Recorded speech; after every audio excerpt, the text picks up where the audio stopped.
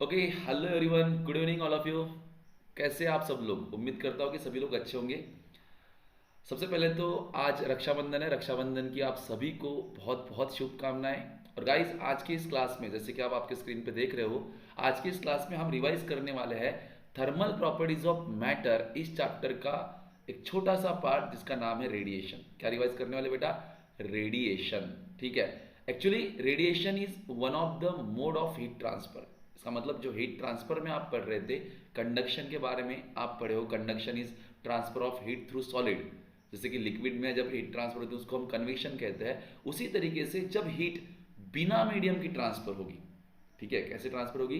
बिना मीडियम की। या आप ऐसा कह सकते हो कि when medium is not necessary to transfer the heat, then उस मोड को हम कहते हैं रेडिएशन। किसी भी सोर्स से हीट एनर्जी निकलेगी और ट्रैवल करेगी एक पॉइंट से दूसरे पॉइंट तक, बट इंटरवेनिंग मीडियम जो भी रहेगा वो हीट अप नहीं होगा या वहां पे प्रेजेंट ही नहीं होगा, तब हम कहते हैं उसको रेडिएशन। जैसे कि सन से आप देख रहे हो यहाँ तक की हीट आ रही है, तो उसको कहेंगे हम रेडिएशन के फॉर्म में। वो हीट यहाँ पे आ रही है, रेडिएशन आ रहा है।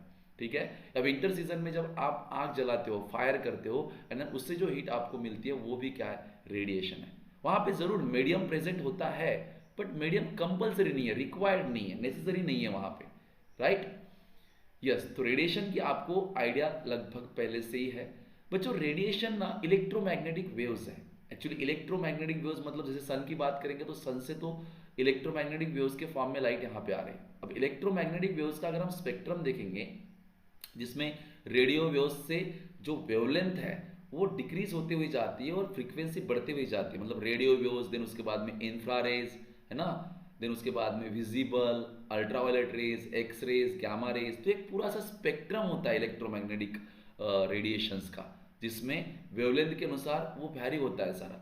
तो गाइस, रेडिएशन बेसिकली किस में आता है? तो रेडिएशन आता है आपके इंफ्रा रेडिएशन से लेकर के यूवी रेडिएशन तक के। मतलब infra, visible and UV, this included in radiation. तो रेडिएशन में कौन सी वेव्स आती है आप समझ गए होंगे कि उनकी फ्रीक्वेंसी कहाँ से कहाँ तक वैरी हो रही। राइट? तो ज़्यादा वक्त जाया ना करते हुए हम रेडिएशन पे सीधा जंप आउट करते हैं और देखते हैं कि रेडिएशन में हमने क्या क्या देखा था। मैं ऑलरेडी स्लाइड्स बना चुका हूँ, आप फटाफट फटाफट आपको समझ में आएगा और कुछ क्वेश्चन भी करेंगे गाइस। ठीक है? राइट। जितने भी लोग आए हैं वीडियोस देख रहे हैं, पहले वीडियो को लाइक कर दीजिएगा प्लीज। जैसे देखिए, रेडिएशन में जब हम जाते हैं तो मैंने रेडिएशन लिखा हुआ है कि जैसे देखो आप सन का एग्जांपल यहाँ पे दिया हुआ है, तो सन से हम तक लाइट आ रही है, सन से हम तक हीट आ रही है, तो वो क्या है? वही तो रेडिएशन है, हीट रेडिएशन, लाइट रेडिएशन। देखिए, एनर्जी एक पॉइंट से दूसरे पॉइंट तक जा रही है बिना कंपल्शन ऑफ एनी मीडियम, बिना हीटिंग ऑफ इंटरवेनिंग मीडियम। समझ रहे हो? यस। तो इसलिए यहां पे लिखा है कि भाई transfer of heat from one point two another in the form of electromagnetic radiation. हाँ, किसी भी सोर्स से जब रेडिएशन आ रहे हैं तो किसके फॉर्म में आ रहा है? इलेक्ट्रोमैग्नेटिक वेव के फॉर्म में आ रहे हैं। राइट? और यहाँ पे रेडिएशन की केस में जैसे कंडक्शन में सॉलिड प्रेजेंट होता है, मीडियम प्रेजेंट था। राइट? कन्वेंशन के केस में भी मीडियम प्रेजेंट होता है, बट रेडिएशन के केस में मीडियम नेसेसरी नहीं है। प्रेजेंट हो सकता है, माइट बी कि वहां पे रेडिएशन में मीडियम प्रेजेंट है, बट कंपल्सरी नहीं है। ठीक है? देन यहाँ पे एक और पॉइंट लिखा हुआ है, जैसे आप देख रहे हो, radiation is a electromagnetic wave which is ranging from infrared to UV rays. Infrared के नीचे आप रेडियो वेव्स की वेवलेंथ होती है, यूवी के ऊपर आप जाओगे तो देन एक्सरेज आता है, गामा रेज आता है, ऐसे स्पेक्ट्रम होता है वो। ठीक है? इंफ्रारेड और यूवी रेज के बीच में विजिबल रेज या विजिबल स्पेक्ट्रम भी होता है, जिसमें आपका विबग्योर लाई करता है ना, वायलेट, इंडिगो, ग्रीन, जो कलर्स होते हैं आपके वो लाई करते हैं। तो मतलब इंफ्रारेड, विजिबल स्पेक्ट्रम जो है आपका वो, and UV, this includes in radiation. Getting और नॉट? तो आपको आई होप रेडिएशन की तो आइडिया आ गए होंगी। भाई साहब देखो, ये एक बॉडी में यहाँ पे बना हुआ एक ऑर्डिनरी बॉडी है, और जब भी रेडिएशन आके किसी बॉडी पे इंसिडेंट होते हैं तो हमने ये देखा था कि वहाँ पे तीन फेनोमेना की पॉसिबिलिटीज है। कौन कौन से तीन फेनोमेना? तो जितनी अमाउंट ऑफ हीट, लेट से क्यू अमाउंट ऑफ हीट आके उस बॉडी पे इंसिडेंट हुई है, क्यू अमाउंट ऑफ हीट आके उस बॉडी पे इंसिडेंट हुई है, तो उसमें से कुछ अमाउंट ऑफ हीट वो बॉडी क्या कर देती है? रिफ्लेक्ट कर देती है। कुछ अमाउंट ऑफ हीट एब्जॉर्ब करती है और कुछ क्या कर देती है? ट्रांसमिट। इसके मान लेते हैं कि 100 यूनिट अगर इधर से हीट इसके ऊपर इंसिडेंट हुआ, तो इट माइट बी पॉसिबल कि उसने उसमें से 20 यूनिट को क्या कर दिया रिफ्लेक्ट, और 20 यूनिट को क्या कर दिया ट्रांसमिट। अभी मैं यूनिट नहीं लिखता, जूल है या जो भी कैलोरी है कुछ भी हो, बट 20 यूनिट उसने रिफ्लेक्ट किया, 20 यूनिट उसने क्या किया ट्रांसमिट किया। तो जाहिर सी बात है उसने एब्जॉर्ब कितना किया होगा, तो उसने एब्जॉर्ब किया होगा 60, क्योंकि आया कितना था 100, उसने रिफ्लेक्ट कितना किया 20, ट्रांसमिट कितना किया 20, तो बचा कितना होगा जो उसने एब्जॉर्ब किया वो है 60। तो यहाँ पे कॉन्जर्वेशन ऑफ एनर्जी का जो रूल है वो हमने लगाया था, राइट। Yes obviously. तो गाइज इसके इस सिचुएशन को ही मद्देनजर रखते हुए हमने तीन चीजें डिफाइन की थी। Out of that one is coefficient of absorption, क्या कहते हैं इसको, ए को बोलते हैं हम कोएफिशिएंट ऑफ एब्जॉर्प्शन। सेकंड वाली चीज थी R, that is coefficient of reflection, और थर्ड वाली चीज थी small T, that is coefficient of transmission. Got it. Yes. तो गाइज ए होता क्या है, बेसिकली इस ए को आप एब्जॉर्प्टिव पावर भी कहते हो। This A is also called as absorptive power, ठीक है। तो देखो ए क्या होता है, बेसिकली जितनी अमाउंट ऑफ हीट उस बॉडी ने एब्जॉर्ब की, कुछ अमाउंट ऑफ, जैसे जितनी इंसिडेंट हुई तो इसने कितनी होगी 60, जितनी अमाउंट ऑफ हीट उसने एब्जॉर्ब की डिवाइड बाय उसके ऊपर कितनी इंसिडेंट हुई थी, इन दोनों का रेशो कहता होता है coefficient of absorption. Got it, ये पता है ना आपको, राइट। अगर इस केस में कोएफिशिएंट ऑफ एब्जॉर्प्शन निकालना हो तो कितना आएगा, उसने एब्जॉर्ब कितनी की 60, इंसिडेंट कितनी हुई थी 100, तो आंसर आएगा 0.6, मतलब ए की वैल्यू कितनी होगी 0.6 इस केस में।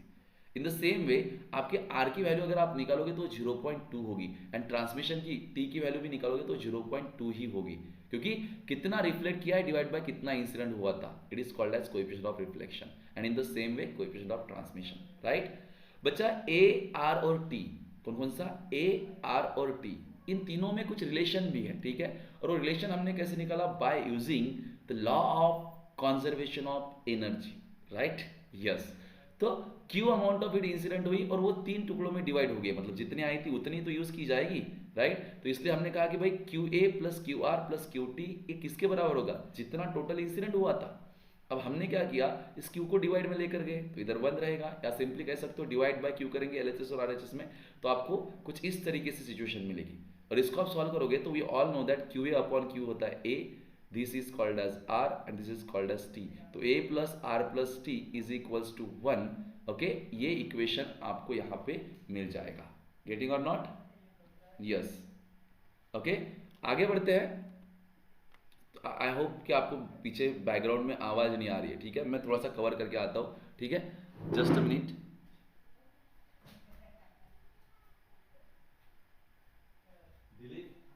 आवाज आ रही है ऊपर जा।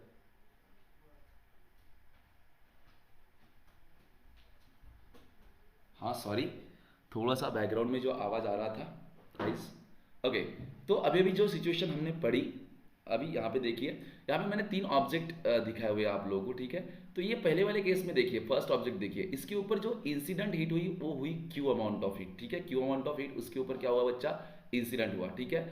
और उसने क्या किया, जितनी इंसिडेंट हुई थी वो सारी की सारी हीट रिफ्लेक्ट कर दी। देखिए कितनी इंसिडेंट हुई थी क्यू, कितनी इंसिडेंट हुई थी क्यू, और उसने रिफ्लेक्ट कितनी की है क्यू, राइट। तो यहाँ पे अगर आप आर की बात करोगे, यानी कि कोएफिशिएंट ऑफ रिफ्लेक्शन की बात करेंगे, तो उसका फॉर्मूला होता है Q R upon Q.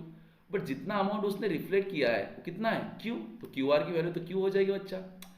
Q R is what, amount of heat reflected ना, तो उसने कितना रिफ्लेक्ट किया, जितना आया उतना रिफ्लेक्ट किया उसने, गेटिंग और नॉट। तो हम क्यू, तो क्यू बाय क्यू करेंगे तो 1 आएगा, राइट। तो मतलब जब आर की वैल्यू 1 होती है तो वो ऐसी बॉडी होती है जो उसके ऊपर आई हुई हीट को पूरी तरीके से रिफ्लेक्ट करती है, इसलिए इसको हम क्या कहते हैं, गुड रिफ्लेक्टर। इस बॉडी को हम क्या कहेंगे बच्चा, गुड रिफ्लेक्टर। बट अगर बात करेंगे उसने कितना एब्जॉर्ब किया, क्यू ए कितना है तो वो तो 0 है, क्यू टी कितना है वो तो 0 है। मतलब जो बॉडी गुड एब्जॉर्ब रिफ्लेक्टर है वो बैड एब्जॉर्बर है और बैड ट्रांसमीटर। क्यों, क्योंकि इसके अंदर ए की वैल्यू 0 है और टी की वैल्यू भी क्या आई 0। तो जिसमें ए की वैल्यू 0 है वो बैड एब्जॉर्बर है, टी की वैल्यू 0 है वो बैड ट्रांसमीटर है, बट आर की वैल्यू 1 है, मतलब it is a good reflector. भाई साहब कुछ पल्ले पड़ रहा है नहीं पड़ रहा है आपको, बड़ी सिंपल सी चीज है। इन द सेम में इस बॉडी के बारे में सोचिए, इसके ऊपर इंसिडेंट कितनी हुई, ये जो हीट आपको दिख रही है this is the incident heat. अब जितनी इंसिडेंट हुई पूरी बॉडी में से ट्रांसमिट हो गई, तो इस बॉडी को हम क्या कहेंगे? It is a good transmitter. क्या है वो बॉडी? Good transmitter. क्यों? क्योंकि टी का फॉर्मूला है क्यू टी अपॉन क्यू। अब क्यू टी की वैल्यू कितनी कितनी ट्रांसमिट हुई है? पूरी की पूरी ट्रांसमिट हुई है, तो क्यू बाय क्यू 1। तो इस केस में इसने कितना रिफ्लेक्ट किया? 0। क्यू आर जो होगा वो 0 होगा, 0 बाय क्यू इज 0, तो आर की वैल्यू भी क्या होगी? 0। इन द सेम वे इसने एब्जॉर्ब कितना किया होगा? 0। तो this body is bad reflector and bad absorber. Getting और नॉट? इन द सेम इस बॉडी के बारे में सोचिए, कितना अमाउंट ऑफ हीट इसके ऊपर इंसिडेंट हुआ? Q amount of. उसने कितना एब्जॉर्ब किया? पूरी की पूरी एब्जॉर्ब कर ली उसने, पूरी की पूरी पी ली उसने ना कुछ रिफ्लेक्ट की ना ही कुछ ट्रांसमिट की। तो ये बॉडी अच्छी एब्जॉर्बर है, लेकिन it is called as good absorber, but it is bad reflector, bad transmitter. तो रिफ्लेक्टर बैड है और ट्रांसमीटर भी क्या है? बैड है। आइडिया आ रहा है आप लोगों को? यस। तो बेटा थोड़ा आगे बढ़ते हैं, ठीक है? अब जब आप रेडिएशन में आगे बढ़ते हो तो बहुत ही इंपॉर्टेंट थ्योरी आती है, and that very very important theory is called as Prevost theory. Actually Prevost theory खाली स्ट्रेट फॉरवर्ड तरीके से हमको कुछ क्लियरिटी देती है रेडिएशन के अंदर, और सबसे पहली क्लियरिटी वो मतलब ये देती है हम लोग कि भाई सारी की सारी बॉडीज में, अगर फाइनल प्रीवोस्ट थ्योरी को कंक्लूड कर दूं तो मैं ये कहूँ कि सारे ऑब्जेक्ट, जितने भी ऑब्जेक्ट इस यूनिवर्स में, इस नेचर में हैं, वो सारे ऑब्जेक्ट हीट को absorb as well as radiate करते हैं सभी टेम्परेचर पे। नहीं पहुंचे आप? सब ऑब्जेक्ट सब टेम्परेचर पे हीट को एब्जॉर्ब और रेडिएट दोनों प्रोसेस करते हैं। समझ रहे हो? ओके देखो कह रहा है all body emits radiation at all temperature. मतलब ऐसा नहीं है कि भाई साहब सराउंडिंग का जो टेम्परेचर है वो अगर मान ले 50 डिग्री सेल्सियस, सराउंडिंग का टेम्परेचर है मान लो 45 डिग्री सेल्सियस, और आपका जो ऑब्जेक्ट है वो ऑब्जेक्ट का टेम्परेचर है 20 डिग्री सेल्सियस। तो हमारी सोच ये रहती है कि भाई ये ऑब्जेक्ट हीट खाली क्या करेगा? एब्जॉर्ब ही करेगा, क्योंकि सराउंडिंग का टेम्परेचर ज़्यादा है तो ये खाली हीट को एब्जॉर्ब करेगा। बट ऐसा नहीं है। Even the temperature of the body is less than the surrounding, the body emits radiation. हाँ, अगर उसका टेम्परेचर कम है तो रेडिएट कम, एब्जॉर्ब ज़्यादा करेगी, बट कुछ ना कुछ रेडिएट करेगी। बस यही कहती है प्रीवोस्ट थ्योरी। प्रीवोस्ट थ्योरी कहती है किसी भी टेम्परेचर पे कोई भी बॉडी एब्जॉर्ब भी कर रही, रेडिएट भी कर रही। समझ रहे क्या? मतलब इवन अगर जैसे मान लो कोई मेरे पास बॉडी है, कोई मेरे पास बॉडी है और इस बॉडी का टेम्परेचर है 45 डिग्री सेल्सियस, तो अभी सराउंडिंग का टेम्परेचर और बॉडी का टेम्परेचर तो सेम सेम, तो इसका मतलब ये बॉडी एब्जॉर्ब कर रही कि नहीं कर रही? कर रही। और रेडिएट कर रही कि नहीं कर रही? कर रही। बट 45 है, इसका मतलब है कि जितना ये एब्जॉर्ब कर रही उतना ही रेडिएट कर रही। समझ रहे हो? मैं यहाँ पे आपके पास कंडीशन दे देता हूँ, ठीक है? आपको सिचुएशन बोल देता हूँ कि जैसे मान लेते हैं हमारे पास जो टेम्परेचर है बॉडी का, if the temperature of body ये ज़्यादा है किससे? टेम्परेचर ऑफ सराउंडिंग से, टेम्परेचर ऑफ सराउंडिंग से। तो होगा क्या? वो बॉडी एब्जॉर्ब ज़्यादा करेगी, रेडिएट ज़्यादा करेगी, इमिट ज़्यादा करेगी। किसका टेम्परेचर ज़्यादा है? बॉडी का। बॉडी का टेम्परेचर तो बॉडी इमिट ज़्यादा करेगी ना, तो इस केस में इमिशन ज़्यादा होगा। क्या ज़्यादा होगा? इमिशन। और एब्जॉर्प्शन जो है वो कम होगा। समझ रहे क्या? इस केस में इमिशन ज़्यादा होगा, एब्जॉर्प्शन कम होगा। अब कोई बॉडी इमिट ज़्यादा कर रही है और एब्जॉर्ब कम कर रही है, मतलब पी कम रही है और रेडिएट ज़्यादा कर रही है, इमिट ज़्यादा कर रही है, तो बॉडी का टेम्परेचर क्या हो जाएगा? Temperature will fall down. Body का टेम्परेचर क्या हो जाएगा बच्चा? टेम्परेचर कम हो जाएगा। अब समझ रहे हो क्या? दूसरी केस देखो, अगर बॉडी का temperature of body is less than temperature of surrounding, temperature of surrounding मतलब सराउंडिंग का टेम्परेचर, बॉडी का टेम्परेचर, दोनों कंपेयर कर रहे हैं, तो अब किसका ज़्यादा है? सराउंडिंग का। अब सोच, सराउंडिंग का टेम्परेचर तो बॉडी तो क्या करेगी? एब्जॉर्ब, बट रेडिएट भी कर रही है, बस फर्क ये है सिर्फ एब्जॉर्ब इस बार ज़्यादा कर रही है। मतलब अगर हम इमिशन एंड एब्जॉर्प्शन को कंपेयर करेंगे, ठीक है, तो बॉडी का टेम्परेचर कम है तो यहाँ पे इमिशन ज़्यादा, एब्जॉर्प्शन, इमिशन कम, एब्जॉर्प्शन ज़्यादा होगा। गेटिंग और नॉट? और तीसरे कंडीशन में क्या होगा गाइस?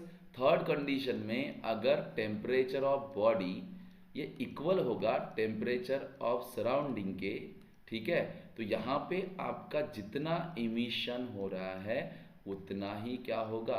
एब्जॉर्प्शन। मतलब बॉडी का जो टेम्परेचर है वो इस केस में कांस्टेंट रहेगा। इस केस में क्या होगा, टेम्परेचर विल इंक्रीज, टेम्परेचर क्या होगा, इंक्रीज, क्योंकि बॉडी एब्जॉर्ब ज्यादा कर रही है। बस यही है Prevost theory. All body emits radiation at all temperature, तो हमने कहा ठीक है ये पता है हमें। ऑल बॉडी एब्जॉर्ब, तो इमिट्स तो कहा उसने, उसने क्या कहा, इमिट्स तो कर रहे हैं बट साथ ही साथ में उसने एब्जॉर्ब भी कहा है। All body absorb radiation following on it at that temperature, ठीक है। और भाई साहब जो अमाउंट ऑफ एब्जॉर्प्शन और इमिशन है, मतलब इट माइट बी पॉसिबल कि वो बॉडी एब्जॉर्ब ज्यादा कर रही है या रेडिएट, जो कुछ भी है, ठीक है, it depends on temperature and material of the body, body का मटेरियल, बॉडी का टेम्परेचर, देन बॉडी का शेप ना, बॉडी के शेप पे तो भी डिपेंड करेगा। जैसे कि हमने हाल ही में डिस्कस किया था कि भाई यार अगर आपके बॉडी का शेप कैसा है उस पर डिपेंड करेगा कि एरिया अगर ज़्यादा है तो ज़्यादा हीट रेडिएट होगा, सरफेस एरिया अगर कम है तो कम हीट रेडिएट होगा। तो इन तीन चीज़ों पे ये डिपेंड करता है कि बॉडी कितना अमाउंट ऑफ हीट एब्जॉर्ब या फिर रेडिएट करेगी, राइट। आई होप आपको प्रीवियस थ्योरी समझ में आई। फिर आप आगे बढ़ते हैं, जैसे कि आगे बढ़ते हो एक बहुत ही important, very very important term आती है and that term is called as emissive power. क्या है बेटा term, emissive power. Emissive power is simply, मान लीजिए ये बॉडी है, ये बॉडी हीट क्यों क्या कर रही है, रेडिएट कर रही है, नो डाउट ये बॉडी एब्जॉर्ब भी कर रही है, बट मैं फोकस कर रहा हूँ इस बार इमिशन पे, यानी कि जो बाहर फेंकी जा रही है उस पर फोकस कर रहा हूँ, ठीक है। तो कोई एक बॉडी है, कोई ऑब्जेक्ट है और ये बॉडी मान लेता है कि कुछ अमाउंट ऑफ हीट बाहर इमिट कर रही है, ठीक है। और इस बॉडी का जो सरफेस एरिया है वो है ए, और ये बॉडी ने टी टाइम में क्यू अमाउंट ऑफ हीट क्या कर दी, बाहर फेंकी। तो हम इमिसिव पावर को कुछ इस तरीके से डिफाइन कर सकते हैं कि भाई amount of heat radiated by body per unit area per unit time, ठीक है। एक यूनिट एरिया में, यूनिट टाइम में कोई बॉडी कितना अमाउंट ऑफ हीट बाहर रेडिएट करती है उसको बोलते हैं उस बॉडी की इमिसिव पावर। आई होप कि आप समझ पा रहे हो। जैसे एक यूनिट एरिया की हम बॉडी लेते हैं जिसका एरिया यूनिट है 1 मीटर स्क्वायर है या 1 सेंटीमीटर स्क्वायर है, ठीक है।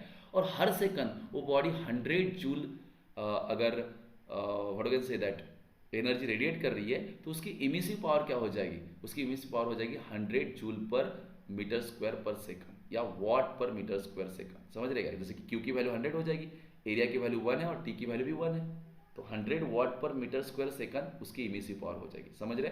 तो इमिसिव पावर सिंपली ये देखिए यहाँ पे फॉर्मूला दिख रहा है आपको, this is the emissive power of body. Emissive power is amount of heat radiate, मतलब Q divide by A divide by T। और यहाँ से आपको आता है Q के लिए जूल यूनिट है, एरिया के लिए मीटर स्क्वायर और टाइम के लिए सेकंड। जूल पर सेकंड को हम वॉट लिख सकते हैं, तो वॉट पर मीटर स्क्वायर ऐसे चाहिए, ये मैंने सेकंड लिख दिया यहाँ पे, ठीक है।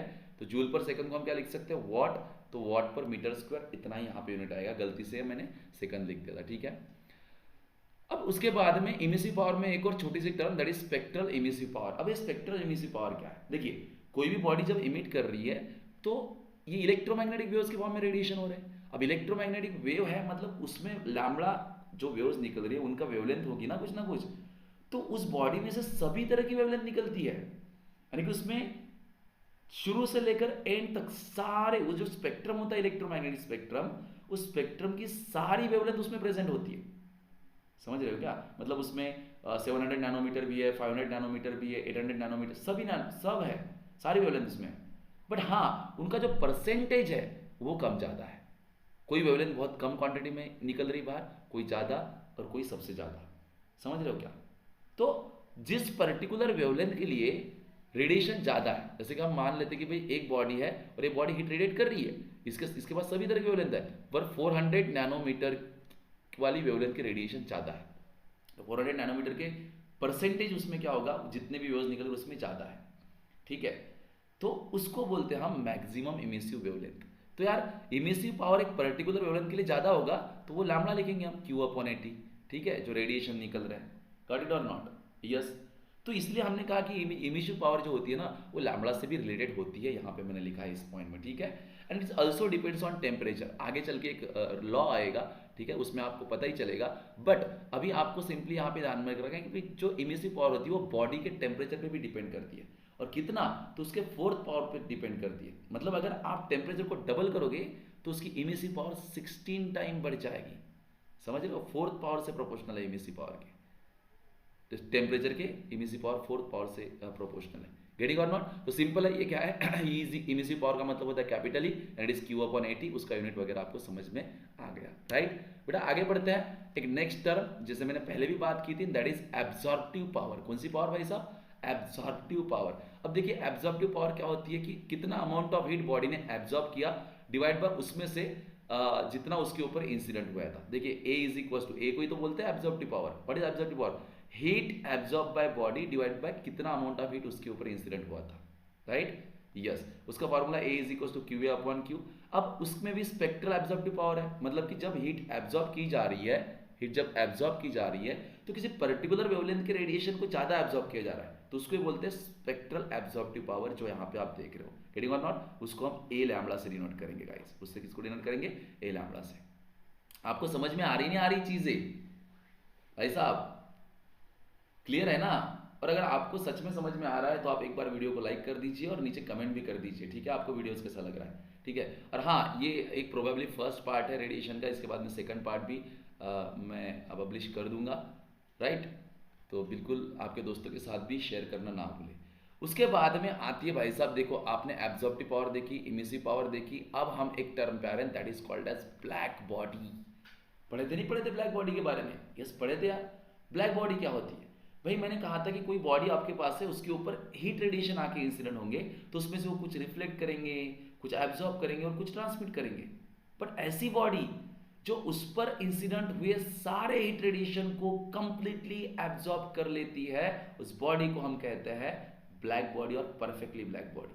लेकिन वो ज्यादा एब्जॉर्ब करती है, इसका कोएफिशिएंट ऑफ एब्जॉर्प्शन ज्यादा होता है, 1 ही होता है, ठीक है? उसको बोलेंगे ब्लैक बॉडी। समझ रहे क्या? यहाँ पे डेफिनेशन भी लिखी हुई है, देखिए। अब आइडियल ब्लैक बॉडी के लिए बोला है, an ideal black body absorbs all the radiation which are incident on it completely at any temperature. वो ब्लैक बॉडी किसी भी टेम्परेचर पे हो, जिस बॉडी की मैं बात कर रहा हूँ, आइडियल ब्लैक बॉडी की बात चल रही है, तो आइडियल ब्लैक बॉडी किसी भी टेम्परेचर पे उस पर इंसिडेंट हुए सारे रेडिएशन को कंप्लीटली एब्जॉर्ब कर लेती है, राइट? वो कुछ भी रिफ्लेक्ट नहीं करती, वो कुछ भी ट्रांसमिट नहीं करती, वो पूरा का पूरा क्या कर लेती है? एब्जॉर्ब। और इसलिए तो हम कहते हैं कि भाई काले कपड़े मत पहनिए समर सीजन में, क्योंकि अगर वो हीट एब्जॉर्ब कर लेगी तो टेम्परेचर राइज होगा और आपको गर्मी महसूस होगी, राइट? ब्लैक बॉडी के लिए याद रखने वाली बात है, यहाँ पे देखिए, तो ब्लैक बॉडी के लिए ए की वैल्यू कितनी होगी? 1। क्यू? क्योंकि ए इज इक्वल टू होता है Q A upon Q, but Q A is amount of heat absorb, जितना आई थी। अब आई थी कितनी? क्यू, और एब्जॉर्ब कितनी गई? पूरी की पूरी, तो इसलिए 1 हो जाएगा ना। तो ब्लैक बॉडी के लिए ए कितना होता है? परफेक्टली ब्लैक बॉडी के लिए 1, बट ब्लैक बॉडी के लिए आर की वैल्यू 0 और टी की वैल्यू 0 होती है। ब्लैक बॉडी के एग्जांपल है सन और स्टार्स। सन जो है ना, आपका जो सन है या सन के जैसे और कोई जो स्टार्स है, इनको हम ब्लैक बॉडी कंसिडर कर सकते हैं। समझ रहे हो क्या? दे आर ब्लैक बॉडी, क्योंकि वो क्या रहा है कि वहां पे वो जो स्टार्स है वो हीट खाली रेडिएट किए जा रहे हैं। अब ब्लैक बॉडी को आप हीट करोगे, उसका टेम्परेचर हाई होगा तो सबसे ज्यादा वो हीट को क्या करती है? रेडिएट करती है। वहां पे कोई ट्रांसमिशन या रिफ्लेक्शन नहीं चल रहा है, ठीक है? वो खाली इमिट कर रहा है। तो ब्लैक बॉडी देखते हैं, अभी बात करते हैं। ब्लैक बॉडी खाली इमिट कर सकती है, ना ही रिफ्लेक्ट करती है, ना ही ट्रांसमिट करती है। देखिए यहाँ पे समझ में आ रहा है आपको, ठीक है? एब्जॉर्ब करेगी तभी तो इमिट करेगी। वो इमिशन कोएफिशिएंट ऑफ इमिशन जब आएगा तब आपको क्लियरिटी और बढ़ जाएगी उसकी, ठीक है? तो ब्लैक बॉडी के लिए A1 होता है, R0 T0 होता है। और एक बात कहे तो ब्लैक बॉडी के लिए E की वैल्यू भी 1 होती है। अब E क्या होता है? Coefficient of emission, right? और इस E का फॉर्मूला होता है that small e is equals to E upon EB, है ना? ये आपको आगे समझ में आएगा, आपको पता होगा थोड़ा सा, ठीक है? तो ब्लैक बॉडी के लिए A और E दोनों की वैल्यू 1 होती है। परफेक्टली ब्लैक बॉडी की बात चल रही है यहाँ पे, ठीक है? तो सन और स्टार्स ये तो एग्जांपल है। एक और बढ़िया सा एग्जांपल इसका ये है, isothermal enclosure with very small hole, ठीक है? हम क्या करेंगे, एक एनक्लोजर यानी कि एक जैसे कि एक स्पेरिकल बॉडी है कोई, जो अंदर से खाली है, हॉलो स्फीयर जिसको हम बोलेंगे, उसको हल्का सा होल है, हल्का सा छिद्र है, ठीक है? तो that body is considered as a black body और near to perfectly black body. समझ रहे क्या? बढ़िया एग्जांपल, इसको फेरिस ब्लैक बॉडी भी कहते हैं, ठीक है? तो भाई साहब इस ब्लैक बॉडी को जब आप हीट करते हो ना, देखो जब आप ब्लैक बॉडी को हीट करोगे, ठीक है, तो वो बॉडी हीट को इमिट करेगी। तुमने हीट किया, बॉडी का टेम्परेचर राइज हो गया। अगर किसी बॉडी का टेम्परेचर राइज होगा तो प्रीवियस ने पहले ही बताया हुआ है, सभी बॉडी हीट इमिट करती है। तो जब बॉडी का टेम्परेचर बढ़ता है तो बॉडी तो हीट रेडिएट करना शुरू कर देंगी। तो ब्लैक बॉडी क्या करती है, हीट रेडिएट करती है और उसमें सभी तरह की वेवलेंथ प्रेजेंट होती है। देखिए, when heated to suitable high temperature it emits all types of radiation of all possible wavelength, सभी तरह की वेवलेंथ उसमें प्रेजेंट होती है उस रेडिएशन में ब्लैक बॉडी के, ठीक है। और दूसरा, सबसे ज्यादा हीट रेडिएट कौन करेगी, ब्लैक बॉडी। क्यों, क्योंकि सबसे ज्यादा एब्जॉर्ब भी कौन करता है, ब्लैक बॉडी। जैसे कि मान लो आपने सुबह धूप में दो बॉडीज रख दी, एक ब्लैक है एक वाइट है, दिन भर धूप उस पर से गई तो सबसे ज्यादा गर्म कौन सी हुई होगी, सबसे ज्यादा हीटअप कौन सी हुई होगी, ब्लैक। सेम टेम्परेचर में रखने के बाद भी ब्लैक का टेम्परेचर ज्यादा हुआ होगा क्योंकि ब्लैक ने ज्यादा हीट एब्जॉर्ब की थी। अब जब दिन डूब गया और रात शुरू हो चुकी है, टेम्परेचर कूल हो रहा है सराउंडिंग का, तो रात को 12 बजे के आसपास दोनों बॉडी सराउंडिंग के टेम्परेचर पे आएगी, तो दोनों ने हीट रेडिएट की होगी बाहर। तो किसने ज्यादा की होगी, ब्लैक ने, क्योंकि ब्लैक अगर अच्छा एब्जॉर्बर है तो ब्लैक ही तो अच्छा एमिटर होगा। समझ रहे हो क्या, वो यही कह रहा है कि no body can emit heat radiation more than a perfectly black body at a given temperature. तो ब्लैक बॉडी से ज्यादा कोई भी बॉडी हीट इमिट नहीं कर सकती। क्यों, क्योंकि ब्लैक बॉडी से ज्यादा कोई एब्जॉर्ब भी नहीं करता। तो जो जितना एब्जॉर्ब करेगा उतना ही वो क्या करेगा, इमिट करेगा। मेरी आवाज आ रही है आप लोगों को, बच्चा पार्टी, आप समझ रहे नहीं समझ रहे, यस। भाई साहब, हमारे पास कुछ प्रैक्टिकल ब्लैक बॉडीज यहाँ पे, जैसे कि लैम्प ब्लैक की बात की थी हम लोगों ने, है ना। जो आपके घर में लैंप होते हैं, ठीक है, ग्लास वगैरह लगे हुए थे ऐसे, उसको केरोसिन लैंप होते हैं ना, ठीक है।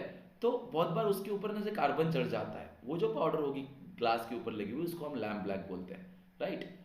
देन आपके पास ग्राफाइट है, प्लैटिनम और गोल्ड ब्लैक है, और एक यहाँ पे और एक फिर से वही एग्जांपल दिया हुआ है जिसको हम प्रैक्टिकल ब्लैक बॉडी के तौर पे जानेंगे, isothermal enclosure with small opening या स्मॉल होल, वही जो जिस स्फेरिकल बॉडी की मैं बात की थी, फेरिस ब्लैक बॉडी की बात, ठीक है। और this are some example. Actually ये भी परफेक्ट नहीं है, ये प्रैक्टिकल मतलब नियर टू परफेक्ट है, क्योंकि इनमें भी कुछ ना कुछ परसेंटेज ऑफ रिफ्लेक्शन या कुछ ना कुछ परसेंटेज ऑफ ट्रांसमिशन रहता है। जैसे लैम्प ब्लैक जो है वो 1% हीट को रिफ्लेक्ट कर देता है, बाकी एब्जॉर्ब कर लेता है। ग्राफाइट में 2-3% जो हीट है वो लॉस हो जाती है, बाकी की वो एब्जॉर्ब करती है। तो इस तरीके से ये परफेक्ट तो नहीं है बट नियर टू परफेक्ट हम कह सकते हैं। और सबसे अच्छी ब्लैक बॉडी कौन सी है, ये isothermal enclosure with small opening, ये close to the perfectly black body.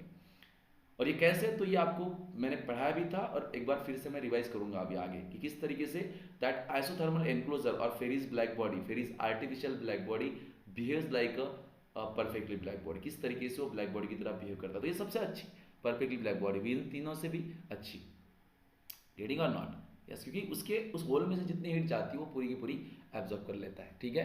तो ये देखिए यहाँ पे मैंने बनाई डायग्राम।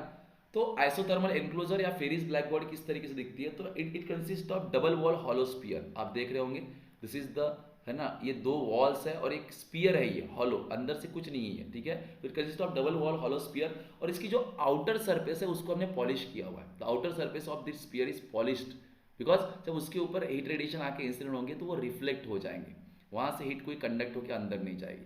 और ये अंदर वाला जो पार्ट है ना, इवैक्यूएट किया हुआ है, मतलब अंदर कोई भी मीडियम नहीं है ताकि कंडक्शन के थ्रू हीट ट्रांसफर ना हो, राइट। तो बाहर से अगर ऐसे इंसिडेंट होगा तो वो रिफ्लेक्ट होके चला जाएगा। बट हमने क्या किया, इनर वॉल जो है that inner wall is coated with the lamp black, हमने लैम्प ब्लैक अंदर से लगा दिया उसको, ठीक है। और एक छोटी सी ओपनिंग रखी जिसके अंदर से रेडिएशन अंदर जा सके, और उसके एग्जैक्टली अपोजिट साइड में हमने एक प्रोजेक्शन रखा, कोनिकल प्रोजेक्शन, ताकि नॉर्मल रिफ्लेक्शन जो है वो उस रेडिएशन का अवॉइड हो।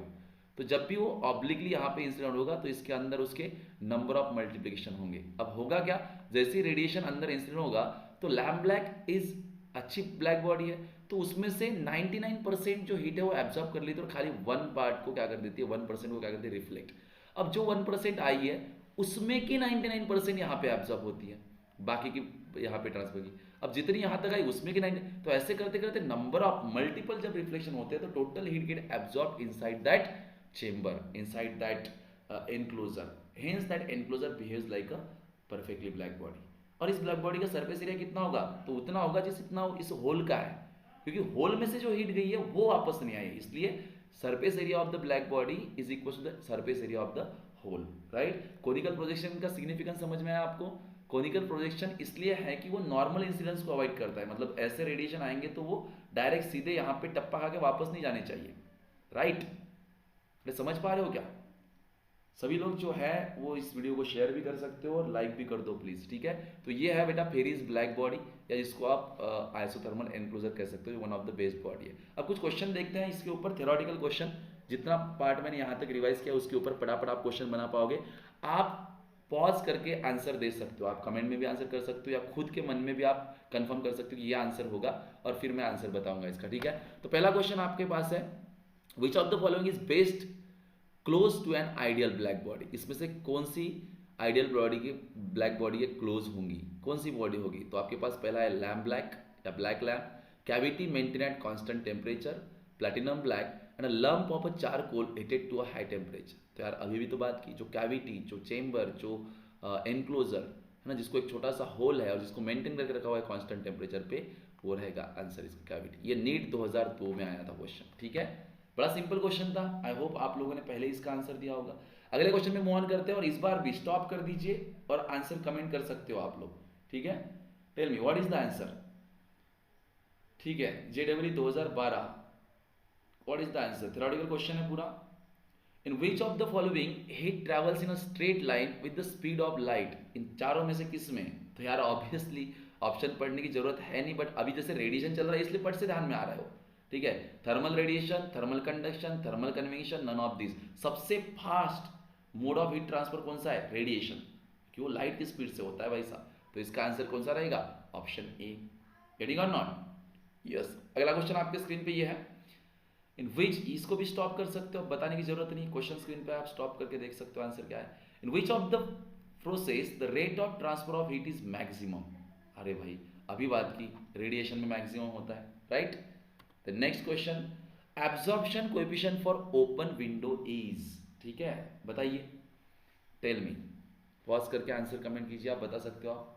अब आप डायरेक्ट कमेंट नहीं कर सकते एक्चुअली, क्योंकि ये रिकॉर्डेड वीडियो होगा, रिकॉर्डेड वीडियो है, लाइव नहीं है। तो कमेंट करना हो तो करो, अदरवाइज नहीं किया तो भी कोई प्रॉब्लम नहीं है। बस आप समझ लीजिए कि आंसर क्या होगा स्टॉप करके, ठीक है। और करते हो तो फिर आप ऐसा कर सकते हो, क्वेश्चन 4 का ये वाला आंसर चाहे तो कमेंट करने की जरूरत नहीं, उतना कष्ट मत लीजिए। सिंपली आप क्या कीजिए, आपके ही मन में कंफर्म कीजिए कि यह आंसर होगा, एंड देन मैं आंसर बताता हूँ यहाँ पे, ठीक है।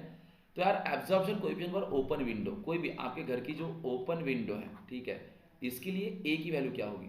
ठीक है, जैसे मान लेते हैं कि बाहर सूर्या भाई है, ठीक है, यहाँ पे सूर्या है और यहाँ से रेडिएशन ऐसे जा रहा है, तो विंडो में से रेडिएशन ना आर पार चला जाता है ना। मतलब इस विंडो ने क्या किया, जितना रेडिएशन वहां पे है वो पूरा का पूरा पी लिया, एब्जॉर्ब, विंडो से कुछ बाहर ही नहीं गया। समझ रहे हो क्या? तो इसलिए यहाँ पे जो कोएफिशिएंट ऑफ एब्जॉर्प्शन होगा वो कितना होगा, उसका 1 होगा। ए इज द आंसर, जो फाइनल आंसर रहेगा उसका क्या रहेगा? 1 रहेगा। गेटिंग और नॉट? यस। ओके, अगले क्वेश्चन पे मूव ऑन करते हैं। विच of the following is an example of ideal black body? नीचे दिए गए कौन से आइडियल ब्लैक बॉडी का एग्जाम्पल होगा? ब्लैक बोर्ड, ये ब्लैक बॉडी का एग्जाम्पल है, बताइए। काजल, ठीक है, जो आंखों में लगाते हैं। Then a pin hole box, pin hole box at constant temperature. तो यस यार, ऑब्वियसली ये आंसर रहेगा। पिन होल मतलब कि बहुत ही छोटा सा होल है, और उस बॉक्स को हमने कांस्टेंट टेम्परेचर पे मेंटेन किया हुआ है। समझ पा रहे हो आप? ठीक है, ऑप्शन सी, राइट। एक और क्वेश्चन है भाई साहब, क्वेश्चन नंबर 6, देखिए क्या है। A ideal black body at room temperature is throne into furnace, it is observe that. चलिए पढ़िए क्वेश्चन को, क्या क्वेश्चन आता है। तो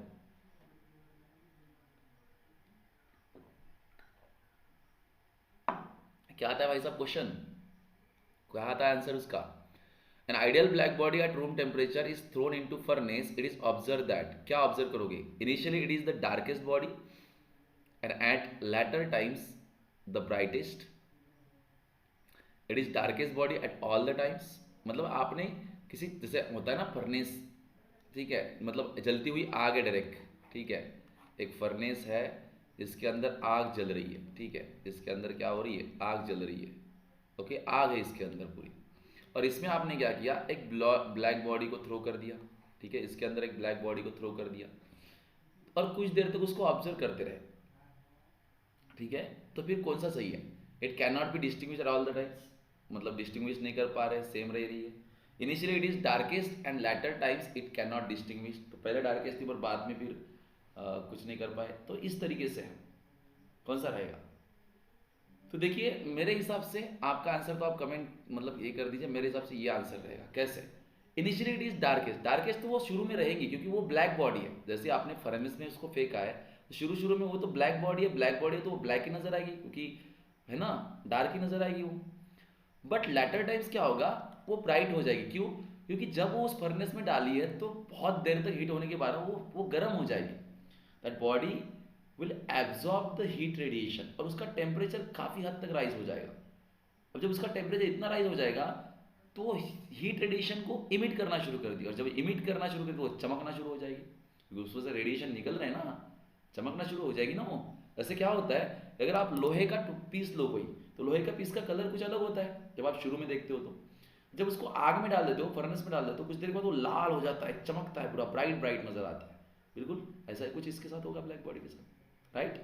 ये क्वेश्चन था, आई होप समझ रहे हो। ठीक है, उसके बाद में हम सेकंड चीज पे आ रहे हैं, that is called as Kirchhoff's law. किसके ऊपर आ रहा है बेटा? Kirchhoff's law. किरचॉफ्स लॉ भी तो पढ़ा था हम लोगों ने, राइट? याद है आप लोग किरचॉफ्स लॉ क्या है? आपके नोटबुक निकाल के आप देख सकते हो, ठीक है, कि किरचॉफ्स लॉ है क्या, ताकि आपको अच्छे से समझ में आए, राइट? तो स्टेटमेंट वगैरह मैंने यहाँ पे दिया हुआ है। किरचॉफ लॉ कहता है कि यार देखो, जो इमिसिव पावर होती है, यानी कि कैपिटल यू होता है किसी बॉडी के लिए, किसी भी बॉडी के लिए, और जो उस बॉडी की एब्जॉर्प्टिव पावर होती है, यानी कि किसी एक बॉडी के लिए, कोई भी एक बॉडी ले लो, जैसे कि मेरे हाथ में एक पेन है, चाहे ब्लैक बॉडी नजर आएगी आप लोगों को, बट ये मेरे हाथ में मतलब यहाँ पे एक वॉच है, ठीक है, आप देख पा रहे होंगे।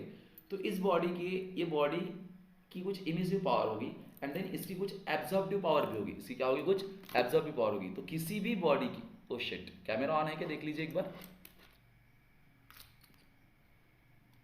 Just a minute.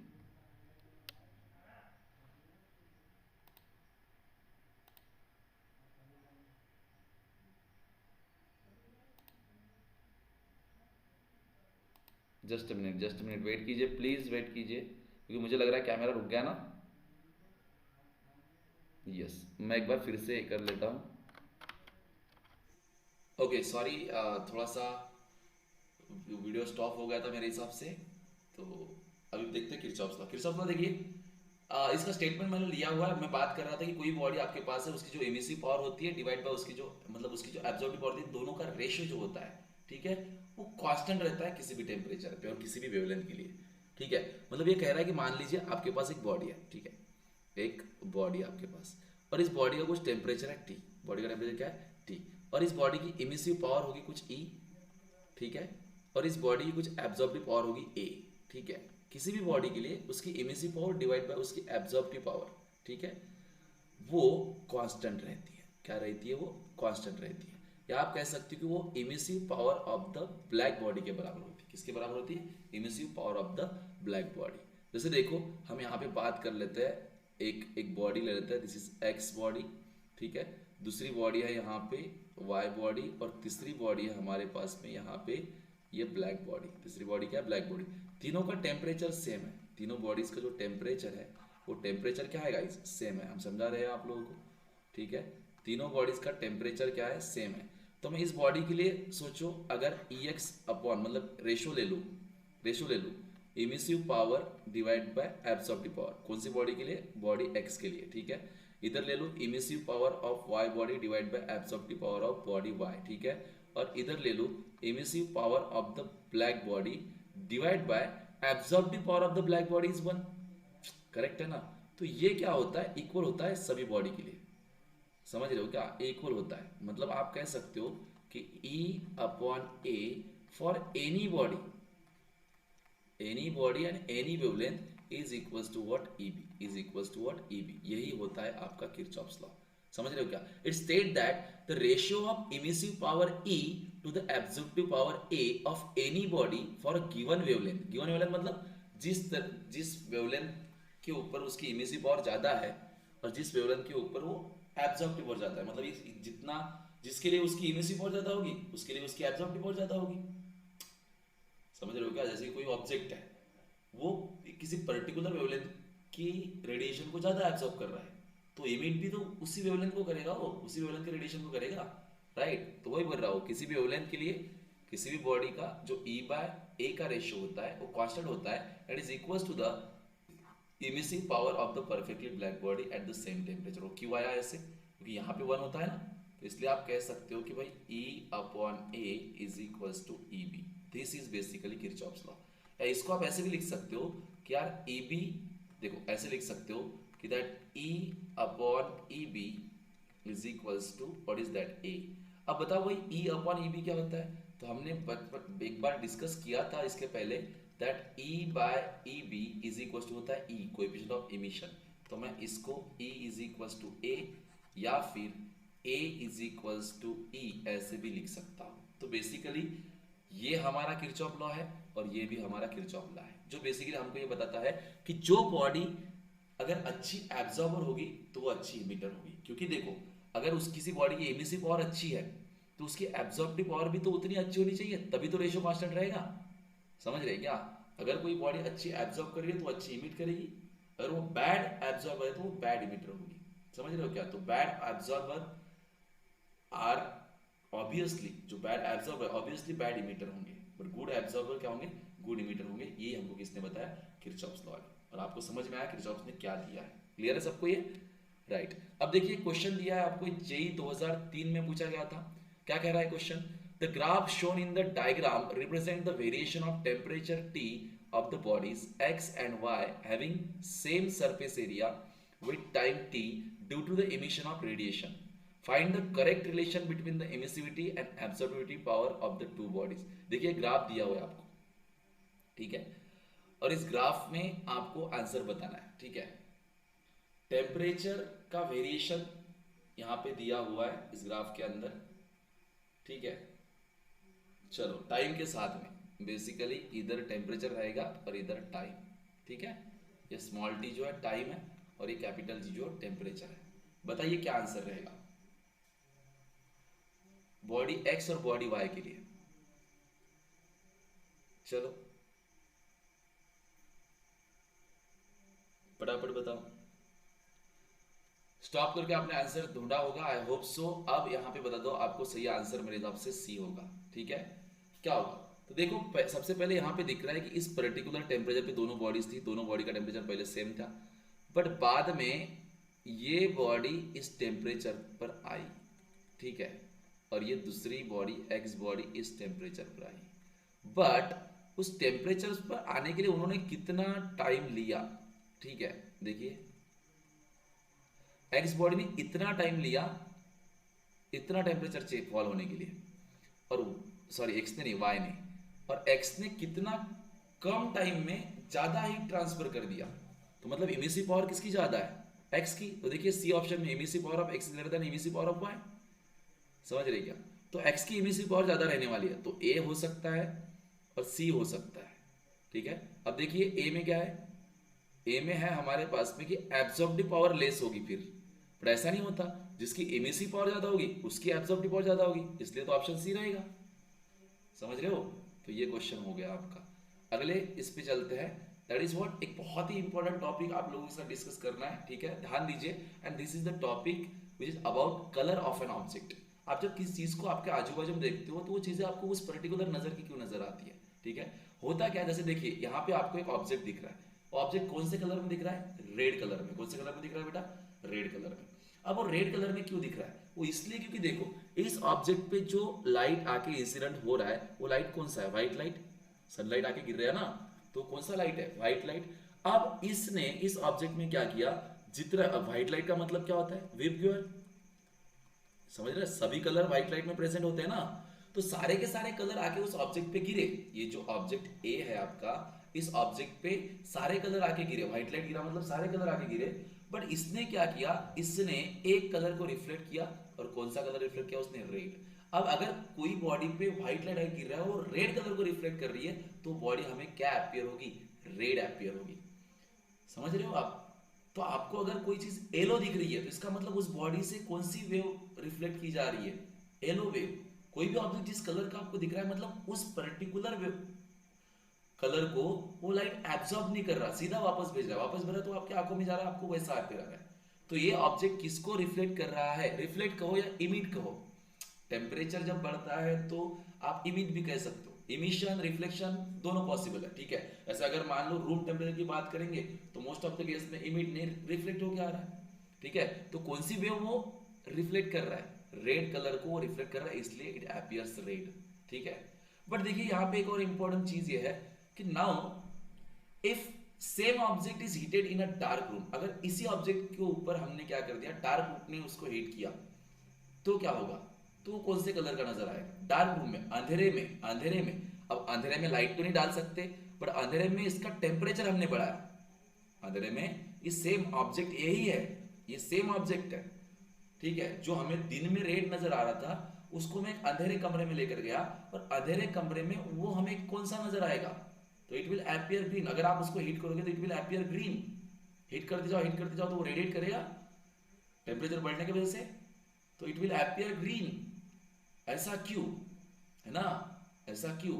तो देखिए होता क्या है, जब आपके पास देखो इसने कौन सा एब्जॉर्ब किया वो मुझे बताओ पहले, इस बॉडी ने कौन सा एब्जॉर्ब किया, यहां पे बताओ, एब्जॉर्ब कौन सा किया, तो उसके ऊपर कौन सा आया था, व्हाइट लाइट, व्हाइट लाइट।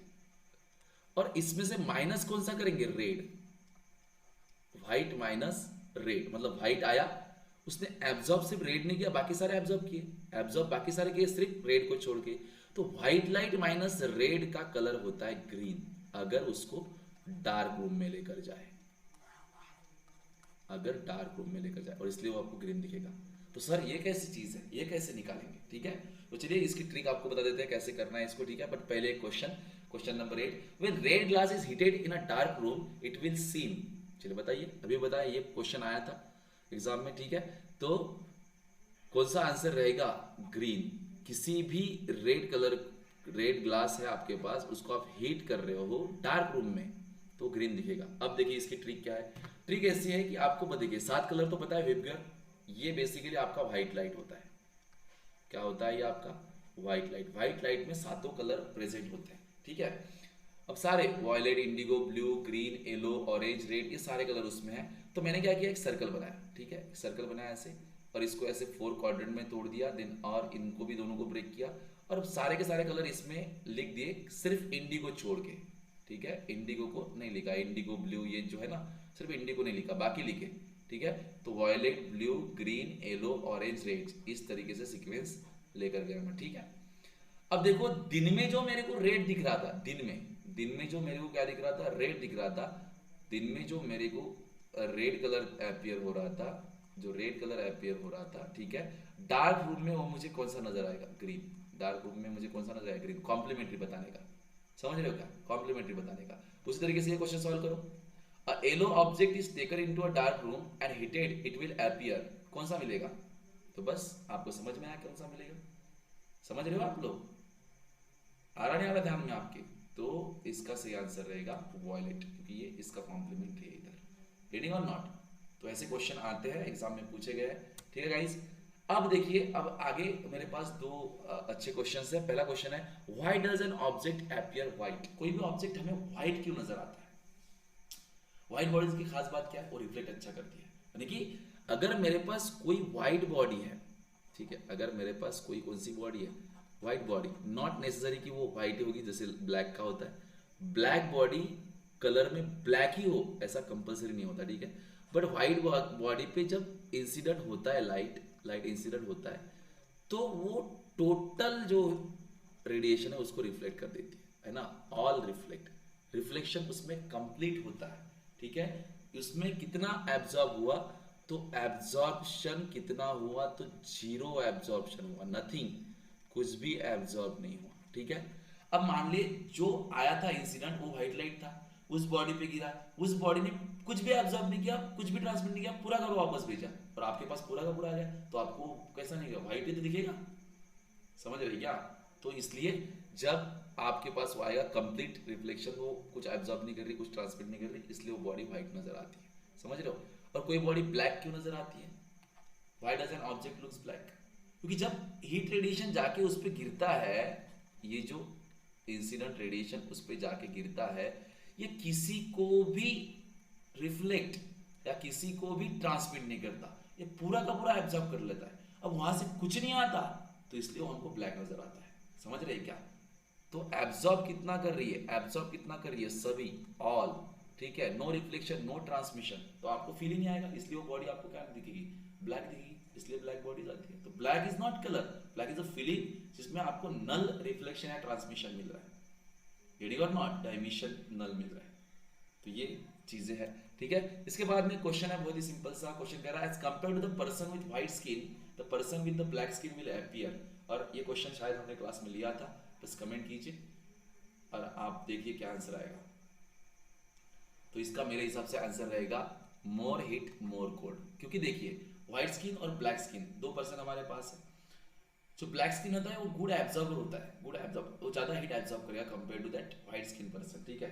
और अगर वो गुड एब्जॉर्बर है तो एट द मतलब टेम्परेचर को मेंटेन करने के लिए वो ज्यादा हीट इमिट भी करेगा, यानी कि वो गुड इमिटर भी है। तो जब वो एब्जॉर्ब कर रहा है तो उसको गर्मी ज्यादा लगेगी, जब इमिट कर रहा है तो उसको ठंड ज्यादा लगेगी, इमिट भी ज्यादा कर देगा वो कंपेयर टू सराउंडिंग, समझ रहे हो क्या, ज्यादा इमिट कर देगा कंपेयर टू सराउंडिंग, मतलब सराउंडिंग के रिस्पेक्ट में वो इमिट कर देगा तो फिर सराउंड ठंड उसको ज्यादा लगेगी, गेटिंग और नॉट। ये क्वेश्चन हुआ। एक क्वेश्चन जो एमएसटी सीटी 2019 में भी पूछा गया था, ठीक है। Two thermometers A and B are exposed in a sunlight, the bulb of A is painted black but that of B is not painted, the current statement regarding to this case is, ठीक है। Video चालू है ना ठीक ठाक तरीके से, yes, ठीक है। क्वेश्चन समझ में आया आपको, आपके पास दो थर्मामीटर है। अब थर्मामीटर में नीचे क्या होता है ना भाई साहब, नीचे बल्ब होता है, उसको नीचे क्या होता है, ऐसे थर्मामीटर का भी डायग्राम मैंने एक बोरी गंदी निकाली, बट ये बल्ब होता है। तो एक थर्मामीटर ए का जो बल्ब है, ए का जो बल्ब है, हमने यहाँ पे इसको पेंट कर दिया, ब्लैक पेंट कर दिया, ठीक है, और उनको धूप में रख दिया, सनलाइट में रख दिया, तो क्या होगा आपके हिसाब से, स्टॉप करके आंसर दीजिए। दिया, तो आपने जो कुछ भी आंसर दिया होगा इसका सही आंसर रहेगा बच्चा ऑप्शन ए। क्यों, क्योंकि देखो कह रहा है कि the temperature of A will rise faster than B, तो ऑब्वियसली यार ए का टेम्परेचर फटाफट होगा, क्योंकि तुमने इसको ब्लैक पेंट किया है, ब्लैक पेंट किया होगा तो हीट ज्यादा एब्जॉर्ब करेगा, ज्यादा हीट एब्जॉर्ब करेगा तो ज्यादा एक्सपांशन होगा, फटाफट तेजी से एक्सपांड होगा mercury. But the final temperature will be the same in both, but final temperature दोनों में सेम होगा, तो ऑब्वियसली ए का टेम्परेचर धीरे धीरे फटाफट बढ़ जाएगा, बी का धीरे धीरे, बट फाइनली तो वो सराउंडिंग के टेम्परेचर पे जाके रुकने वाले हैं दोनों, इसलिए ऑप्शन ए, बी सी और डी देखिए। ये एक्चुअली क्वेश्चन में लिखा हो तो मेरे को पता है कि क्वेश्चन में क्या दिया हुआ है, बट आप बाकी का ऑप्शन भी पढ़ सकते हो, तो ऑप्शन ए इज सही, ठीक है, this will be the correct. चलिए आगे बढ़ते हैं। तो मतलब इस तरीके से अब आगे जब आप बढ़ते हो इसमें, आगे जब बढ़ते हो तो इसमें और भी लॉज है, ठीक है। इसमें आपको एक कर्व के बारे में पढ़ना होता है, इसमें आप विंस डिस्प्लेसमेंट लॉ पढ़ोगे, ठीक है। तो विंस डिस्प्लेसमेंट लॉ है, ठीक है गाइस, यहाँ पे मैं लिख देता हूँ, ठीक है, Wien's displacement law, then that is what Stefan's Boltzmann law है, स्टीफन्स बोल्ट्जमैन लॉ है, and Newton's law of cooling है, न्यूटन्स लॉ ऑफ कूलिंग है। तो भाई साहब ये जो तीन पार्ट है, ये जो तीन चीजें हैं, मैं सेकंड वीडियो में क्या करता हूँ आप लोगों के लिए अपलोड करता हूँ, ठीक है। तो आज की इस वीडियो में गाइस यहीं पे रुकते हैं। आई होप कि आप लोगों को अच्छी तरीके से रिवाइज हुआ होगा। इसके बाद वाला वीडियो भी जरूर देखिए ताकि आप लोगों की रेडिएशन में क्लियरिटी पड़ जाए। प्रैक्टिस किस कर सकते हो आप, आपके पास जो भी किताब है उसमें से, ठीक है। और बस ठीक है, थैंक यू।